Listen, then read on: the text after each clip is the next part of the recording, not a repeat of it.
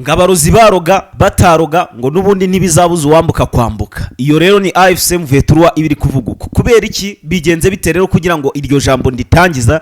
No kuvuga ngo ibintu bidasanzwe mugiye kubyumvira muri aya makuru. No kuvuga ngo abarozi batumijwe na leta Kinshasa ngo baze kuroga M23 kugeza ubu nibwo M23 kimenya yuko yari yaratangiye kurogwa. Ariko nubwo barogwaga nubundi ntibyababuzaga gufata uduce cyangwa se ngo bibabuze gukomeza.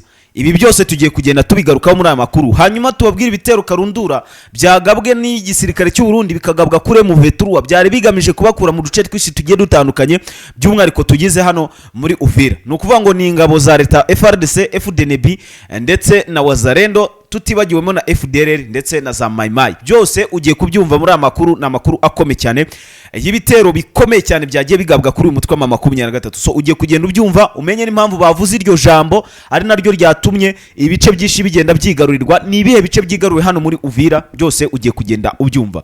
Baravuga ngo kandi ngo naho igiti cyatemwa ngo haba kiri ikizere cyo kugira gute cyuko kizatoha. Tayari rero bavuga ko M23 ya mbere yarasenyutse, imaze gusenyuka iyi nindi ya kabiri. Bivuze ngo ngahangaha rero ngo nta gahunda yo kongera gusenyuka bafite ngo tayari paka Kinshasa. Ibyo byose tugiye kugenda tubigarukaho. Ninde ubivuze, ninde uvuza amagambo nkaya ngaya akangaranyije leta ya Kinshasa agakangaranya leta y'u Burundi, ibintu bigafata indi ntera mu Bubirigi bakata bohereza intwaro karundura zije gusenya umutwe wa 23 ngo bamaze kubona ko ibi bintu ngo M23 bishyizemo n'ubwishongozi. Tugiye kubirebera hamwe. Uyu mutwe witwara gisirikare wa M23 urwanya ubutegetsi bwa leta Kinshasa kubera icyo utinyuka ukavuga amagambo nkayo ngayo kandi babizi yuko amahanga aramutse ahagurutse ariko gusenyuka kwabo. So tugiye kubigarukaho tubirebere hamwe.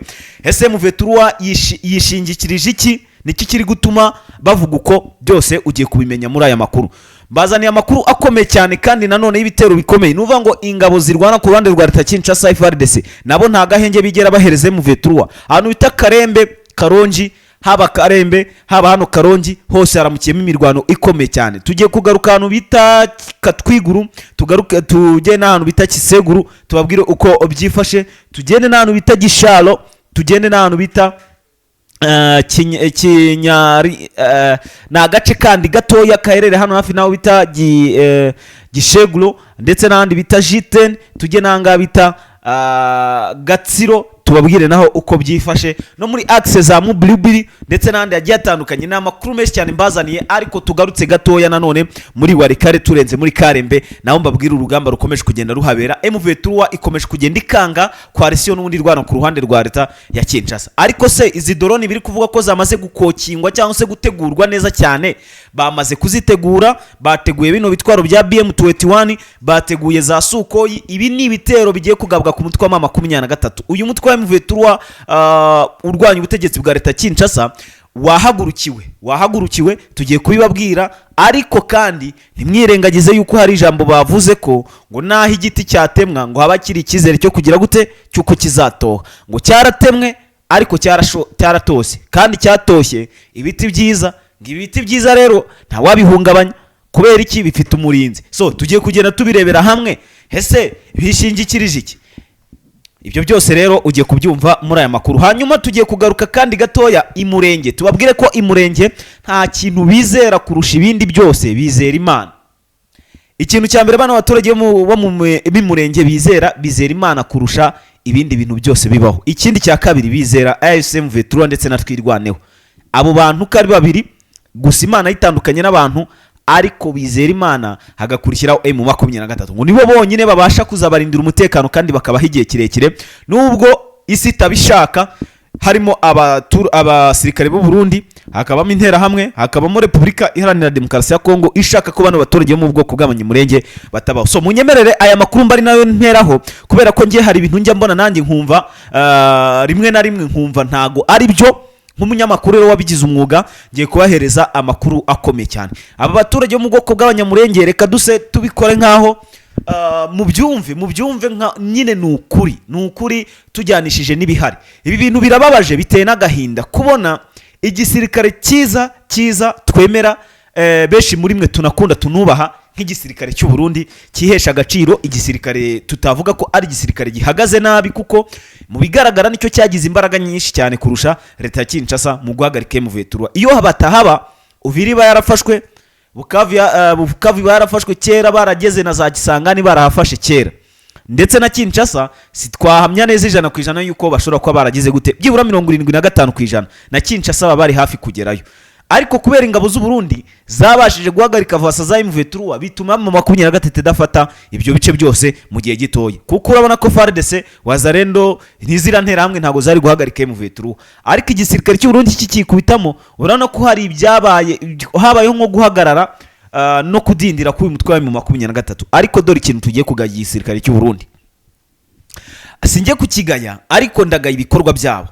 Niba igisirikare cyiza cya leta kivanga n'umutwe witwara gisirikare urwanya ubutegetsi bw'u Rwanda wa FDLR, none ikirenze kuri ibyo si n'umutwe byibura uruvuga ngo uri kurwana guharanira kwishyira kwizana kwabo, ni umutwe wasize ukoze genocide mu gihugu cy'u Rwanda, usiga wisha abantu miliyoni nyinshi cyane. Ahangaha binjiye hano kuri buno butaka bwa Repubulika Iharanira Demokarasi ya Kongo, icyo bashatse nuko nta muturage wo mu bwoko bw'Abatutsi uzigera ubaho, ntawe bashaka ngo nta nubwo bazigera bagira gute bamuhereza agahenge. Bishe benshi, bakoze byinshi, ariko noneho birababaje ko batangiye kwinjira imurenge, hati turashaka no kwica abantu baturage bo mu bwoko bw'abanyamurenge. None ikibabaje kurusha ibindi, bagashaka kwifatanya n'igisirikare cy'u Burundi. Ahangaha rero ndagira ngo mbabwire ibi ngibi, nge ndi mu makuru ndi kubabwira, ntago ndi kuvuga wenda ngo ndi gusebya cyangwa ndi gushyigikira, ahubwo ndi kuvuga ibi bintu nta kundi byagenda igisirikare cy'u Burundi kikitandukanya n'uyu mutwe wa FDLR w'interahamwe washize ukoze genocide mu gihugu cy'u Rwanda. Ibyo byose rero nyaboneka nuko biri guhagarikwa n'aba basirikare batwirwaneho, bari kwicwa abaturage mu bwoko bw'abanyamurenge, ariko hakabaho kandi nanone ubundi buryo bwo kubarengera. Gusa nubwo bimeze uko, igisirikare cy'u Burundi kigaragara mu ruhande rumwe, ariko nanone tena kikongera kigaragara mu rundi. Umunsi umwe ubona batari gukorana na FDLR, undi munsi ukabona bari gukorana. Bivuze iki rero? Ahangaha impamvu umuntu ashobora kuvuga yuko kino gisirikare cy'u Burundi gishobora kuba kiri hamwe na FDLR, kuko turabizi neza cyane FDLR nazo ziri kurwana hano kuri buno butaka bwa Repubulika Iharanira Demokarasi ya Kongo, by'umwihariko ziri kurwanya M23. Noneho dore ukuntu bimeze, iki gisirikare cya FDLR cyangwa se zino nyeshyamba za FDLR zo zarirahire ziravuga ati ntago tuzigera tugira amahoro bano baturage b'umunyamurenge bakiriho, bashaka kubica. Noneho igisirikare cy'u Burundi wenda ntago twavuga 100% yuko nacyo kiri muri uwo mugambi wo kwivugana bano baturage ba mu bwoko bw'abanyamurenge. Gusa dore impamvu dushobora kuvuga yuko uyu mugambi nabo bashobora kuba bawurimo, nuko kuri ubu nabo bari mu bice by'imurenge kandi bari kurwana na twirwaneho, kandi umuturage wo mu bwoko bw'abanyamurenge arashimutwa cyangwa akicwa cyangwa se agafatwa ku ngufu. Ubwo ndavuga abagore, abana b'abasore barabica, abagore n'abakobwa rimwe na rimwe barabasambanya barangiza bakanabayica. Ibi ngibi rero bikaba byakomeje kugenda bifata indi ntera. Gusa muri iyi minsi ntago bikigaragara cyane, ariko mu minsi ishije twarabibonye, twaranabyumvise. Ibyo ngibyo rero ngira ngo birumvikana neza cyane gatanga ko agenzi kako. So ndagira ngo dukomeze n'andi makuru, icyo cyo mukimenye yuko aba baturage mu bwoko bw'abanyamurenge bakomeje kugenda bahura n'ibyago bikomeye cyane, bibasirwa n'ibitero bya hato na hato bya FDLR ndetse na Wazalendo. Gusa igisirikare cy'u Burundi kiracyari inyuma, ntago kirapfa kugaragara muri buno bwicanyi bukomeje gukorerwa hano baturage mu bwoko bw'abanyamurenge. Abasirikare b'u Burundi bo baracyari inyuma, ariko n'ubundi bari hamwe na za FDLR, babaye nk'ababihagarika cyangwa se nk'abadashaka ko bano baturage mu bwoko bw'abanyamurenge bose bapfa, bakabaye bahagarika FDLR bakanababuza kwica abasivile, byibura bakica bano barwanyi batwirwaneho, kuko bo ni abasirikare. Uri umusirikare uri ku rugamba n'undi ari ku rugamba, gupfa ni ibisanzwe, nta bintu biba bigoye birimo. Nuvuga ngo biba byumvikana, kuko uwo bahanganye na aduyi kandi uwo wundi nawe ni aduyi we. Bivuze ngo umwe muri bo yashyikiriye undi aramwica, bapfa ko batambaye uniform zimwe, kereka bambaye uniform zimwe. Ariko igihe batambaye uniform zimwe ndetse n'igisirikare atari kimwe, baba bagomba kurasana. Bivuze ngo rero igisirikare cy'u Burundi ntago cyagakwiye kwifatanya n'aba badwanyi ba FDLR, ahubwo bagakwiye kubabwira ati mwe mushake bano barwanyi batwirwaneho mu bice, nimumara kubica abasivile mubareke. Ariko se barabarika gute kandi abagore bakiviyorwa ndetse n'abana b'abakobwa? Barabireka gute kandi abasore bakicwa, abasaza bakicwa? ibi bintu rero bikomeje kugenda bihinduka ikibazo gikomeye cyane. So ndagira ngo dukomeze n'andi makuru akomeye cyane n'urugamba rwabaye, gusa ibyo ngibyo byo nibiba biri kuba ikindi harimo nibiba biri kugenda bivugwa. Igisirikare cy'u Burundi ntago kikunda kwijandika cyane muri iryo yicwa ry'abaturage, ahubwo igishyizemo imbaraga kurusha ibindi ni FDLR na bano babiyozi bishambuke, nibo binjira mu imurenge bakagenda bagakora amabara. So ndagira ngo twikomereze n'andi makuru akomeye cyane ya breaking news zihutirwa z'amakuru aho ngaho ni murenge nari nshatse kubabwiraho gatoya yuko ibintu biba bimeze. Ariko nyaboneka niba turi hamwe, reba ahantu handitse subscribe, reba handitse subscribe ukandeho, kuko udakanzeho ntago wazongera kunyumva. Yego, ushobora kuba unyumvise ubu ukazongera gukenera kumva amakuru nakoze ukambura. Ubwo rero kugira ngo ujye umbona neza, ujye uhita ukanda kuri subscribe, numara gukanda kuri subscribe ukande ku nzogera, hajye utuntu tubiri.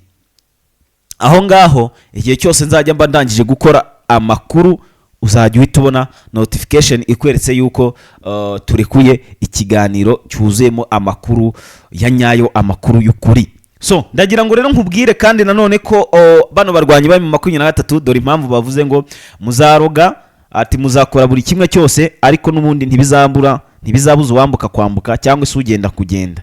Impamvu babivuze nuko hari abarozi bashyashya, ngira ngo maze nejo narabibabwiye, batandatu baguzwe baturutse yari mu gihugu cya Mongolia. Ahangaha ni hagati y'Ubushinwa ndetse n'Uburusiya, kikaba igihugu kinini cyane ariko gifite ubwigenge bucagase kandi gituwemo n'abaturage ahanini bitungiwe n'ubworozi n'ubuhinzi, ariko bakungahaye ku kijyanye n'amarozi cyane, ngo bazwiho kuroga.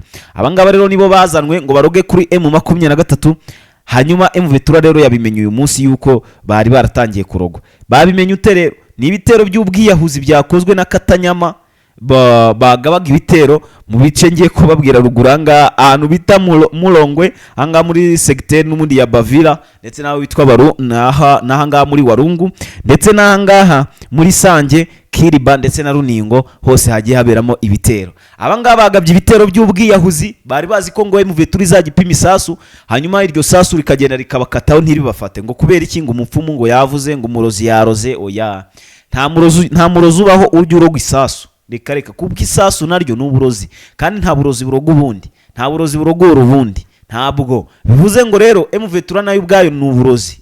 Kuvuga ngo rero nguje kuroga ngo urabica ngo uragira gute, ibyo nabyo ntago bishoboka. Ahubwo style ihari ni imwe gusa, shaka izindi tekinike wakoresha zo kuba wabagabaho ibitero, ukaba wabarasa ukabigiza inyuma, ukirukana umutwe w'inyeshyamba wawe mu 23 urwanya ubutegetsi bwa leta Kinshasa, ukavana muri Uvira, ukazamuruka bavana muri za Sange, ukabavana za Kiriba, ukabavana za Runingo, ukavaza Katogota, ukabajyana ukabarenza Kamanyoru, ukabambutsa ukabarenza Bukavu, ukabagarura muri Kavumu, ukabakubita Katanu, ukabamanura muri za Rubero, ukabazamuruka bakubita muri Goma, ukabavana Goma, ugakomeza iyo za Masisi ukabasubiza inyuma mu mashyamba za Warikare ndetse n'andi agiye atandukanye, cyangwa se iyo za Rucuro iyo baturutse.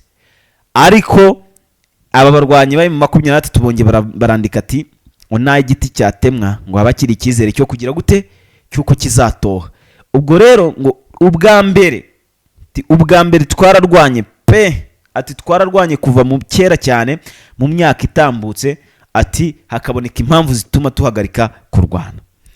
Ati mwaradusenye 2013, ati ntako mutagize, muradutatanya, bamwe barapfa abandi turasigara. Ati none twarongeye turiyubaka. Ati rero uku kwiyubaka kwacu ntago kuzongera gusenyuka. Ati gahunda nimwe paka Kinshasa yeme ibiganiro, tukaganira ibyo bemeye bakabishyira mu bikorwa, bitabaye ibyo paka Kinshasa. Uyu rero nta wundi ni bwana Dr Oscar Barinda, yongeye avuga atyo, aravuga ati twebwe dutegereje leta ya Kinshasa ubwayo iduhamagarika tubwira ati turemeye ibyo mwadusabye muhagarika imirwano. Ati bitabaye ibyo, ati ntago tuzigera turekura. Ikindi cya kabiri, kuzarekura abasirikare bose cyangwa se abafunzwe bazira M23 bose bagasubira iwabo.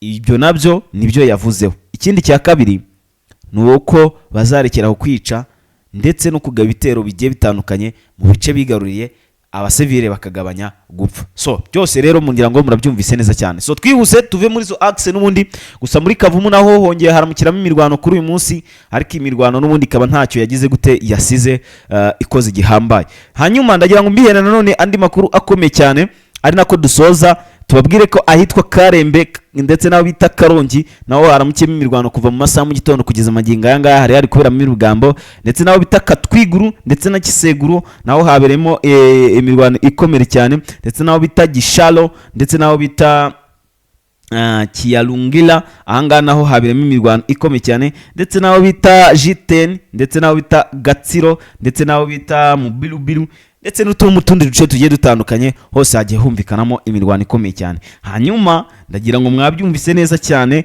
ko ibintu bitagize gute bitigeze byoroha. Hanyuma andi makuru akomeye cyane navuga muri za Mwesho ndetse na za Gashuga, ahangaha rero ku munsi w'ejo humvikanabwamo amasasu avugira muri ibyo bice akumvikana heshi.